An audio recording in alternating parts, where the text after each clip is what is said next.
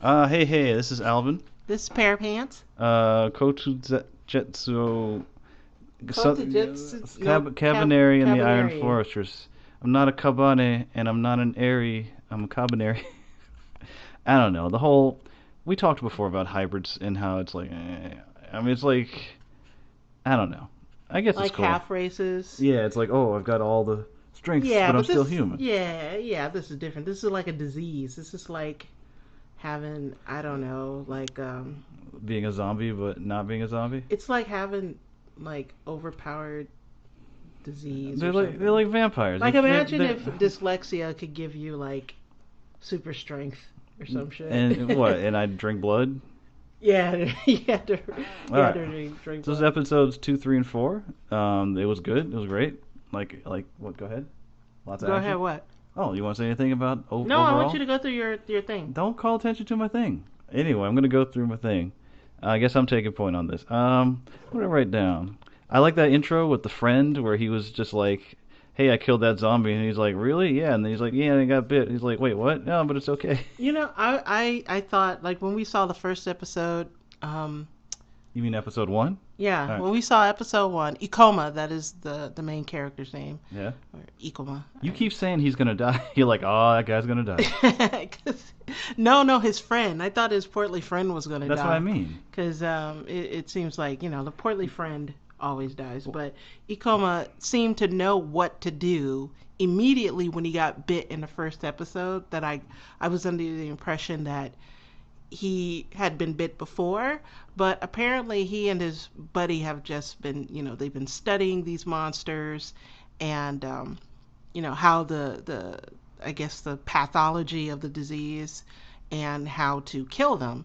So that's probably like in his notes, like it says like choke yourself. Choke yourself. So Yeah, just put your hands around your neck. I don't know, but yeah, I just liked how they were so focused on like his gun working and their theories being correct that kind of glossed over the fact that he had been bitten and he had shit stapled to his body. I think it's funny that homeboy Ikoma he had been working so hard designing the perfect zombie gun, and this little chick, Mume, is just killing motherfuckers left and right. Yeah, I don't see. I wrote that down. Just like why is he doing so much research on a zombie killing gun when this chick's steam gun seems to take him out? Her steam dual pistols seem to Yeah, work he just should have fine. just asked her. He said like, "Hey, do you have any advice on killing Kabani?" And like this whole episode is about him. He's like, you gotta see they. He's like trying to get people to see him use his gun. And like he'll do something, be like, He's like, oh, this is a cool chance for me to show off my gun. It's like I don't. They have guns that seem all right. I know the samurai steam guns. They don't seem to work because we saw them fail. But I don't know. It just seems kind of disappointing that he's been working on his gun for so long. I And know. I feel so bad because this guy was so happy that his gun worked, and home chick, she's like, "Well, it's time for me to kill some I zombies." know. With these guns, I just picked up from like Ralph's or something. I was looking at the shading. It's like I like it. It reminds me of like when I first started seeing them use a lot of 3D like elements in anime. It was like some old Ghost in the Shell series, and it was a little out of place and a little clunky. Well, a lot. It was a lot clunky, I guess, when Ghost in the Shell. But like you could tell, it's like I don't know. I think it might be the first steps to like a whole like maybe in 10 years that shading will be like the whole show, and it'll be like cars in anime now, how they're all 3D and like it's not even a big deal. And So some of the movement is kind of weird too. well, when they go into real deep shading, Yeah, yeah. well, it just Mm. looks a little plasticky to me. But I do think like see this is what I was saying before about how they try things and it may not work 100%, but you know they're back there working their asses off and just like I'm gonna make it as good as possible, Yeah. and it's just like this is gonna be a step towards something. I don't know. It looks really cool. I Yeah, think. they seem to be, they're not afraid to experiment. I don't know how it goes. I'm sure money talks in Japan too, but there seems to be a little bit more experimentation as Yeah. far as their animation You goes. don't do all that shading because of money. You do that shading because you've got a love for the art and and Oh, money. You got to get well, paid I for it. guess I guess so. Because I mean, like, what do we do over here? Like, we get away with what's like Family Guy. It's just like, Oh yeah, or Steven Universe, or any of or that Cal Art style yeah. bullshit. And if you Wait. love that stuff, There's probably a bunch of Steven Universe fans. I know, you probably love that stuff. But Alvin has been railing against low tier, phoned in, cell shaded, No, not cells. It's just or Flash. flash animated, It's not Flash anymore. or It what looks is like. it? I don't know what it is, but it's like if it's just some. Well, I know you've had that problem since the Powerpuff Girls, the first generation of Powerpuff Girls. Now was that Gendy Tartakovsky? Yeah. I ca- I give him a pass because he puts a lot of work into his stuff. Even though I mean it's just a bunch of shapes, and like triangles and squares and circles. I'm like, no, dude, you gotta draw. You gotta draw a person. Don't just like Samurai Jack. I mean, I understand where he's going, and I understand he's working with a budget, but it's just too abstracted for me. I don't like it. Oh, well, I mean, like, there's just this feeling across the board in the West that cartoons are for children.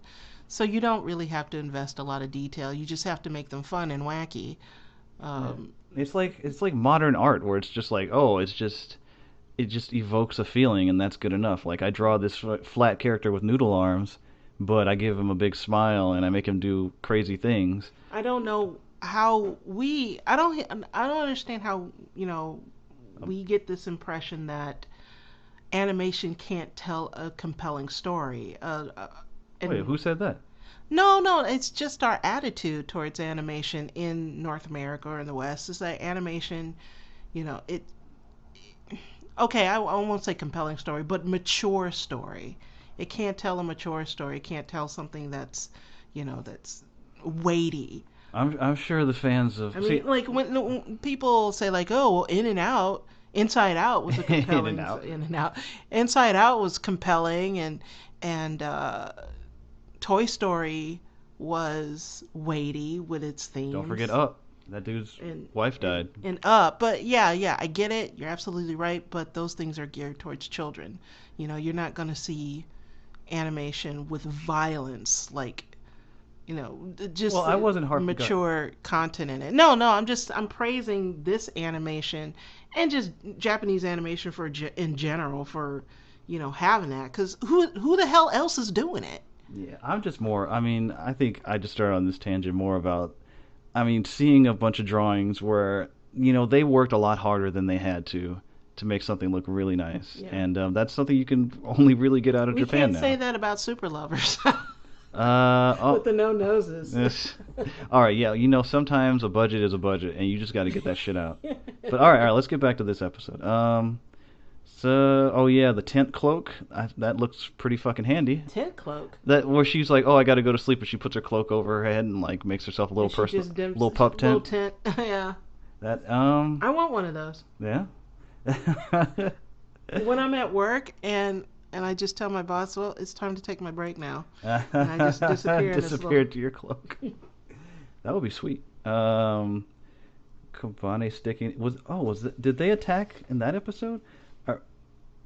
Yeah, where they were sticking to the glass, like when they jumped up on the tray. Yeah, there was a scene. I don't know if it's episode 2 or 3. I think it was episode 2. Yeah, they jumped. They just kind of. Well, everybody is vacating the city at this point, and they're getting on the train. Yeah. And as they're departing, the Kabane just They jump on the glass and stick there. just stick there like they got suckers or Yeah, like, on all right, on their hands and feet. I know you have like indestructible hearts and that you need blood. I mean, I get all that, but I don't know. I just thought that was weird how they all stuck to the window. So their whole thing is that they just eat people, right? I guess. I mean, I guess they like blood, but I mean, they'll just take a big bite out of you. It's like zombies, I guess. They also seem to be willing to kill themselves too. Yeah, that spiral attack. That shit was. Yeah. That dude was. That was a great shot. That whoever that was, I guess maybe in real life he was just a show off. He's like, I'm going out like a champ. He just fucking spin attacked the train. And somehow made a hole in steel. I don't know how that works. Yeah, well, I mean, they do have reinforced hearts, so maybe, but they do get cut to pieces pretty easily. So I don't think their whole bodies are. So we haven't yet come across any explanation in the show as to why the Kabane exist. No, right? No, not that I know of. No. I wrote down maximum salt because that scene where he was like walking up, or the main character was going to lower the switch, and he was just like, "I'm gonna save your worthless lives so that you can live on, and I can laugh at you from the afterlife, and you'll have to live knowing that the guy you kicked off the train saved your fucking ass." You know what? Alvin would be that guy.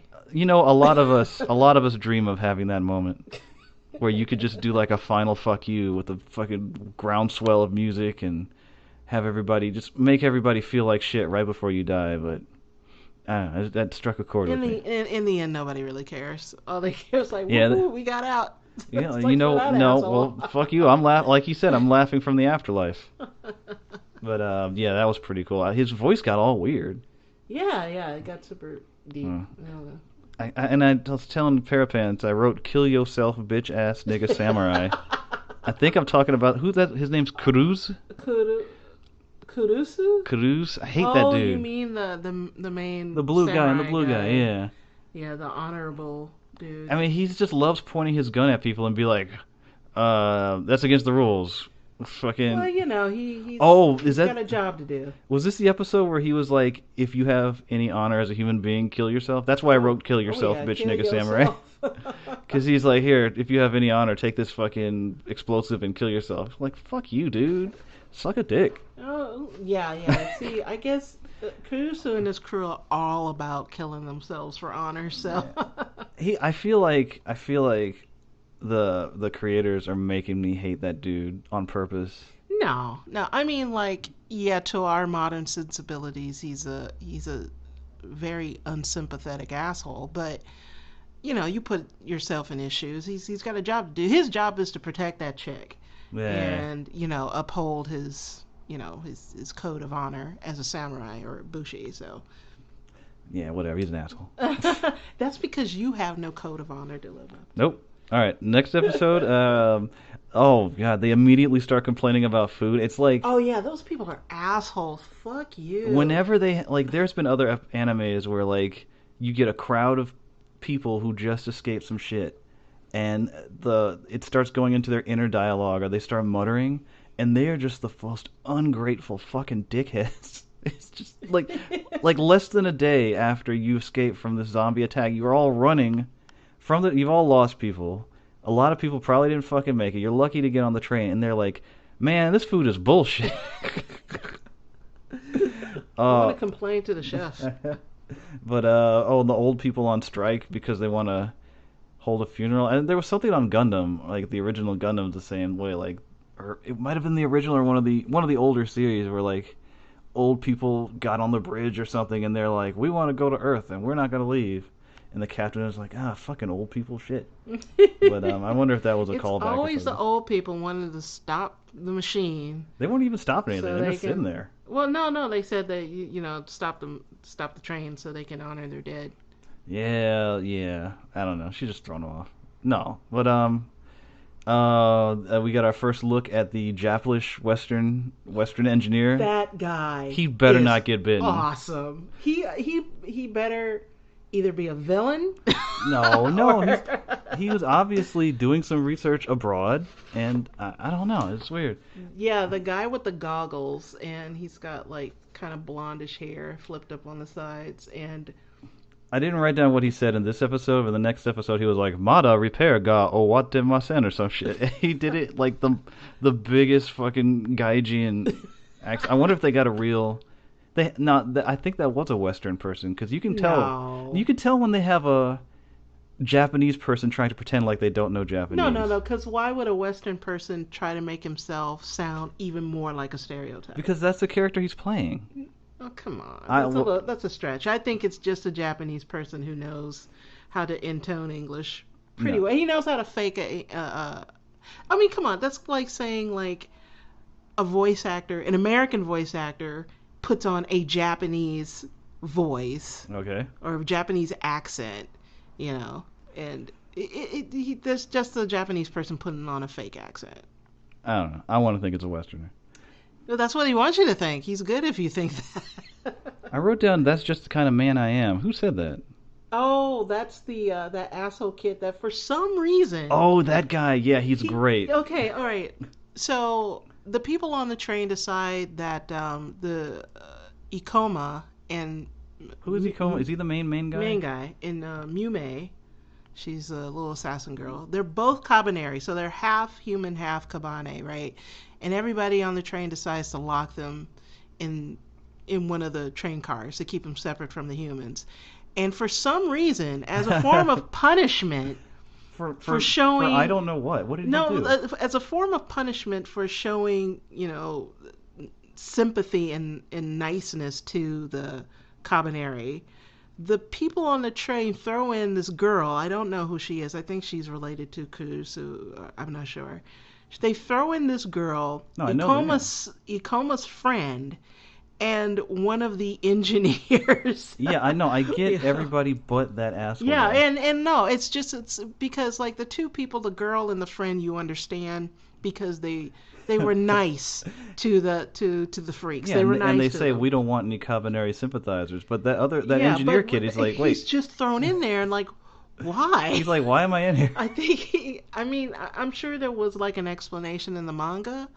There's probably a little bit more development there, but our first introduction, our first scenes with this guy is that. He's not very nice to people who are mourning their dead. And some guy's like praying over some dead relatives. He's like, "Man up, pussy! God damn it!" Well, he's not a man up. He's like, "What are you praying for? It's not gonna. He's like, well, that's not gonna bring him back. It's not gonna bring him back." And he doesn't seem to have a very sympathetic, bone in his. Who body. can afford to be sympathetic when you're under Kabane attack? Well, that's why they threw him in there with the.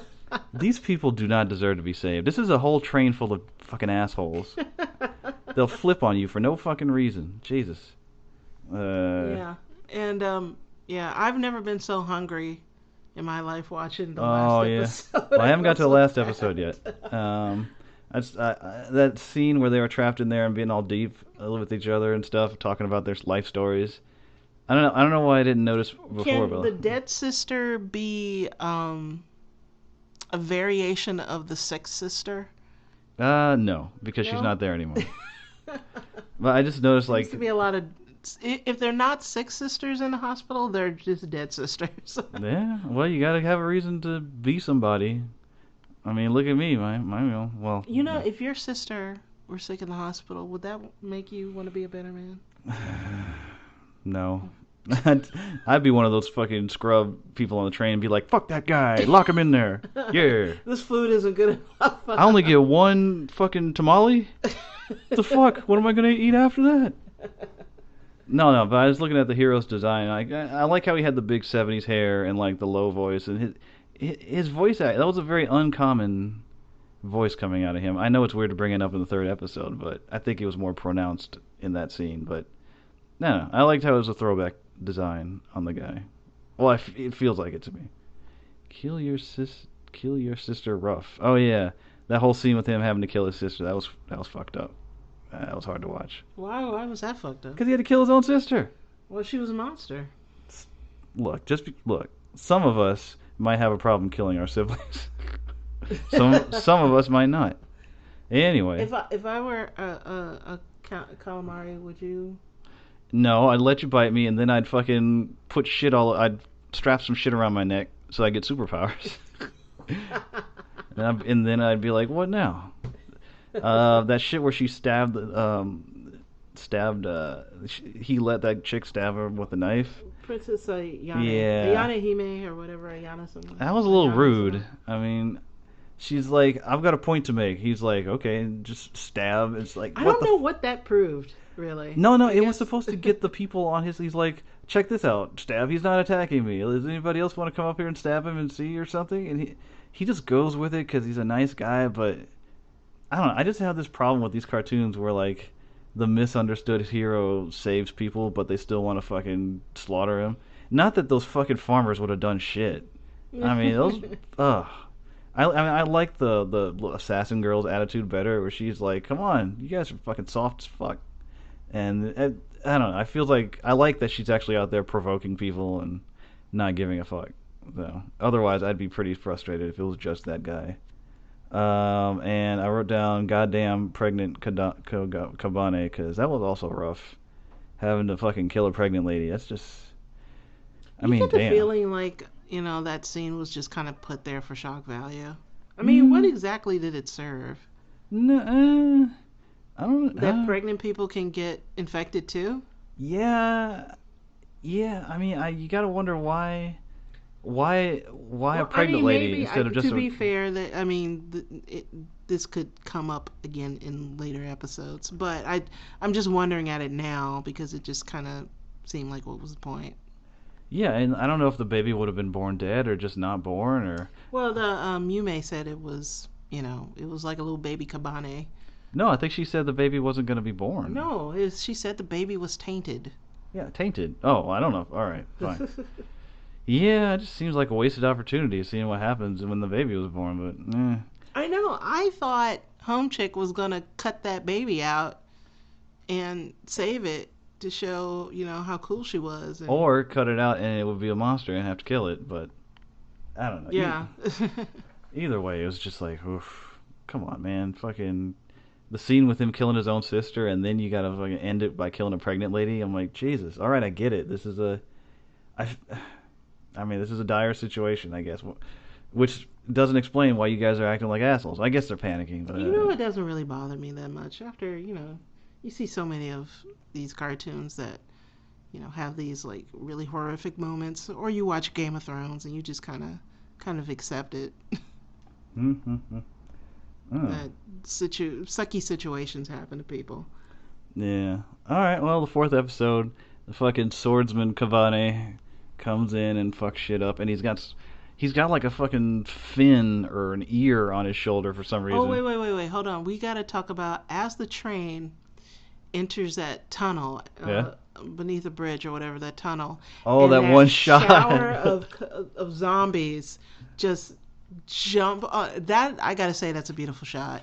Yeah, and I thought that it looked badass, but when they went back to real time and they all just splattered against the train. Yeah, and they just kind of ricocheted off the train. I mean, not all of them, but most of them, I just felt kind of bad. Yeah, that was a bad plan. Some of them got on though. Yeah, no, some of them did. So they're willing to like take extreme measures to attack these trains. I guess. I mean, yeah. But yeah, we had the fucking Wazatori guy fucking shit up, and so we're gonna see more of his kind. I'm assuming. I guess we're gonna see more variations. We'll probably see some evil Kabaneri. I wonder if we'll see some Kabaneri that are intelligent and hostile. That's what I meant to say. That's what I just said. Kabaneri are the intelligent ones. Evil. Kabaneri. Oh, not Kabaneri. Kabane. I said Kabaneri. Kabane. If an intelligent Kabane. Would that make them a Kabaneri if they're intelligent? Remember how I said I don't speculate on anime that I like? No, No, but I am speculating, which means I don't. When's the one I said? What did I say that on? What show? I don't know. It was one I really liked. I think it was Boku no Hero Academia. Guess so. Because I was like, I like this so much, I don't even want to think about what might happen next. This one I don't care so much, because, But it's still a good show. The only thing about this is, like, I don't know, that one guy killed himself in front of the explosions, and it's just, I know they've shown it before, but having to blow up your own heart, there's too many things in the show where that just kind of, it's a little too visceral. Come on. After, I think Attack on Titan was worse for me. Really? Way worse. Because the idea of getting eaten alive, that just seemed kind of silly to me. Are you... Well, you know what? All right, well, fine. Yeah, getting eaten alive by a giant is a little... That seems like way far away. That's very unsettling. Yeah, but that seems a lot less realistic than putting a grenade over your heart and pulling the trigger. That could actually happen. Well, yeah, and I guess that's why I'm a little less, like, unnerved by it, because you can really do something like that, I guess. But, the idea of a giant humanoid picking you up and putting it in its mouth, it's just so out there that it just kind of fucks with you. And plus, like, the thing about, it's like, it's not that your heart blows up, it's that you have to do it to yourself. Like, you put the shit on there. Well, look, that's to show how much honor they have. No, everybody that's had to do that has been scared as fuck, because it's that moment when you realize, holy shit, I'm about to blow up my own damn heart. Committing, ritual suicide, what the Japanese used to actually do. Look. I mean, you don't think they wanted to? You think they were cool with dying then? I don't think they were cool with that either. I'm just saying, there's something about this show that shows these people blowing themselves up, and like, there's just that moment where they do it, where they have this realization of what they're about to do, and it freaks them the fuck out, and then that freaks me the fuck out. You're so sensitive. No. All right. Last thing I wrote was don't get bit. You won't have to blow up your eye. Oh, fuck that. And then the way they just casually toss it to you, like, here you go, buddy. Here's some fireworks. It's just like, oh no, dude, fuck. I mean, I guess there's no time because you're gonna change. Yeah, I think I'd be like, you have to shoot me, motherfucker. Yeah, they should change that policy. Well, yeah, I think the policy is if you don't do it, they'll do it, and they want to. They think they're doing you a favor by letting you go out on your own terms, but I don't think that's actually doing anyone a favor. No, I think to them in this context, it's like doing yourself is reserving your honor. But you talk a lot about honor. They talk a lot about honor, but to me, I'm like, look, I'm not going down without a fight. You're gonna have to beat my ass. It's like, okay, Alvin, you've just been bitten. Put this gun to your head and pull the trigger. I'm like, fuck you, motherfucker. You better put the gun to my head, or else there's gonna be a whole lot of people bitten on this fucking trigger. Fuck that. But yeah, I wrote down quick turnaround because it seemed like these people. I mean, the Kabaneri had done so much for these ungrateful assholes. This is not a quick turnaround. It is a quick turnaround. Because even when they saved them, like, again, the people on the train were like, well, the Kabaneri are probably only here because we got those Kabaneri here. So why are they not saying that now? Because for one thing, the Kabaneri, they attacked the train. Before, when everybody was safe on the train, I think they had the leisure of vilifying those two and keeping them separate because those people were safe. And then the Kabaneri attacked the train. They got on the train. Everybody was scared shitless because that was their last refuge, is being on this train. And the two zombie people came in and saved the fucking day right in front of them as they were getting not two, just one. Two. I mean, yeah, homegirl kind of fell asleep, but yeah. I think, I just thought of it. Like, the guy who was in the background smirking, and, like, I think he might have been starting a lot of shit. So once he got his fucking shit fucked by the Wazutori, maybe the rumors and the sneering behind the scenes stopped. Yeah, I mean, like, it seems like the direction seemed to be pointing him out as a shit stirrer, but we didn't really get to see him stir up any shit. You could tell he was stirring shit. He was always, whenever there were some angry people, he was way behind them kind of laughing, like, yeah, I did that. Yeah, but you don't really know why. Because he's a shit stirrer. Oh, God. There are people like that. You better, watch out. Fucking walk around with your eyes open. And apparently the Kabaneri, the half Kabane, half human people need blood. Yeah, but not that much. Is it really that? No, he had like a little drink. Well, maybe he just couldn't take the time to just really gulp some down.